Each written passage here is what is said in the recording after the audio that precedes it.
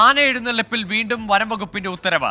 തൃശൂർ പൂരത്തിന് എഴുന്നള്ളിക്കുന്ന ആനകളെ പരിശോധിക്കാൻ വൻ സംഘം എത്തുന്നു. വനംവകുപ്പിന്റെ 8 RRT സംഘം, വയനാട് എലിഫന്റ് സ്ക്വാഡ്, 5 ജില്ലകളിൽ നിന്നുള്ള വനംവകുപ്പ് വെറ്റിനറി സർജൻമാർ തുടങ്ങിയവർ സംഘത്തിലുണ്ടാകും.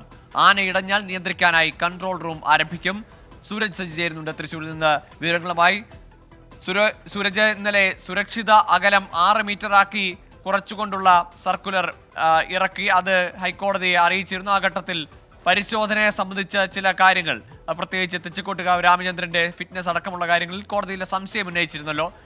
ഈ സാഹചര്യത്തിലാണോ ഇത്ര വിപുലമായ ഒരു സംഘത്തെ വനംവകുപ്പ് നിയോഗിക്കുന്നത്?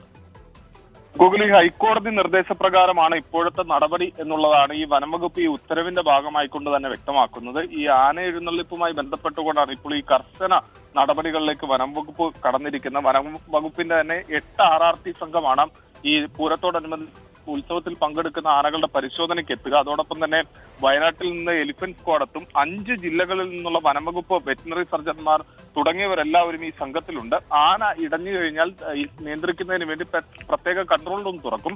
നിലവിൽ ഇത് സംബന്ധിച്ച് ആശങ്ക നിലനിൽക്കുന്നുണ്ട് എന്നുള്ളതാണ് ദേവസ്വങ്ങളുമായി സംസാരിക്കുമ്പോൾ അവർ പറയുന്നത്. അതിൽ പ്രധാനമായും പറയുന്നത് ഈ ആനയുടെ കാലുകളിൽ അല്ലെങ്കിൽ ശരീരഭാഗങ്ങളിൽ എവിടെയെങ്കിലുമൊക്കെ ചെറിയ വ്രണങ്ങൾക്ക് ഉൾപ്പെടെ സാധ്യതയുണ്ട്. അങ്ങനെയെങ്കിൽ ഇത്തരത്തിലുള്ള ഒരു വലിയ സംഘം എത്തിയ ആനയുടെ ശരീരത്തിൽ മുസ്പാടുകൾ അടക്കം പരിശോധിക്കുന്നതിലേക്ക് കാര്യങ്ങൾ പോയി കഴിഞ്ഞാൽ ഈ ആനകളുടെ ഫിറ്റ്നസ് നഷ്ടപ്പെടുന്ന അല്ലെങ്കിൽ ആരോഗ്യ പരിശോധനയ്ക്ക് പുറത്തേക്ക് പോകുന്ന ഒരു സാഹചര്യത്തിലേക്ക് കാര്യങ്ങൾ പോകും. അതുകൊണ്ട് തന്നെ അതിൽ വലിയ ആശങ്ക പ്രകടിപ്പിക്കുന്നുണ്ട്. സ്വാഭാവികമായും ചെറിയ ഒരു മുറിപ്പാടുകൾ ഉണ്ടെങ്കിൽ തന്നെ അത് വലിയ പ്രശ്നമായി കാണിച്ചുകൊണ്ട് ആനകളെ ഈ പൂരത്തിൽ നിന്ന് മാറ്റി നിർത്തുന്നത് ഉൾപ്പെടെയുള്ള സാഹചര്യങ്ങളിലേക്ക് കാര്യങ്ങൾ പോകും. അത് ഈ പൂരം കൊണ്ട് അവസാനിക്കുന്നതല്ല, പകരം 2 മാസത്തേക്കോ 3 മാസത്തേക്കൊക്കെ ഇതുപോലെ ഉത്സവ ചടങ്ങുകളിൽ പങ്കെടുക്കുന്നതിൽ ഉൾപ്പെടെ വലിയ വിലക്ക് വരുന്ന തരത്തിലേക്ക് കാര്യങ്ങൾ പോകും എന്നൊരു ആശങ്ക ഈ ആന ഉടമകൾ പോലും പങ്കുവെക്കുന്നു എന്നുള്ളതാണ് ദേവസ്വവുമായി സംസാരിക്കുമ്പോൾ അവർ പറയുന്നത്. അതുകൊണ്ട് തന്നെ ഇത്തരം ഒരു കർശന പരിശോധനകളിലേക്ക് പോകുന്ന അല്ലെങ്കിൽ കർശന നിയന്ത്രണങ്ങളിലേക്ക് പോകുന്നതിനോട് യോജിക്കാൻ കഴിയില്ല എന്നുള്ളതാണ് നിലവിൽ ദേവസ്വങ്ങൾ പറയുന്നത്. ഉപാധികളോടെ അല്ലെങ്കിൽ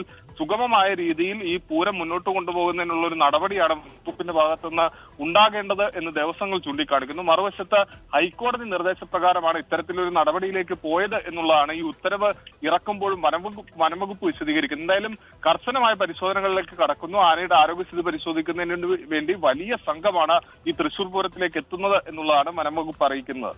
ഗൂഗിൾ ശരി, തൃശൂർ പൂരത്തിന്റെ ആന എഴുന്നള്ളിപ്പുമായി ബന്ധപ്പെട്ട ആനകളുടെ പരിശോധനയ്ക്ക് വിപുലമായ വലിയ സംഘത്തെ നിയോഗിക്കുകയാണ് വനംവകുപ്പ്. അതേസമയം ഈ ദേവസ്വം ബോർഡുകൾക്ക്, ദേവസ്വത്തിന് ഇതുമായി ബന്ധപ്പെട്ട ഇത്തരം കർശനമായ പരിശോധന ഉണ്ടാകുമ്പോൾ അത് ആനകളുടെ ഫിറ്റ്നസ്, ആനകളെ എഴുന്നള്ളിക്കുന്നതിന് ഏതെങ്കിലും തരത്തിൽ ബാധിക്കുമോ എന്ന ആശങ്കയും ഉയരുന്നുണ്ട്. സൂരജ് സജിയാണ് വിശദമായ വിവരങ്ങൾ പങ്കുവച്ചത്.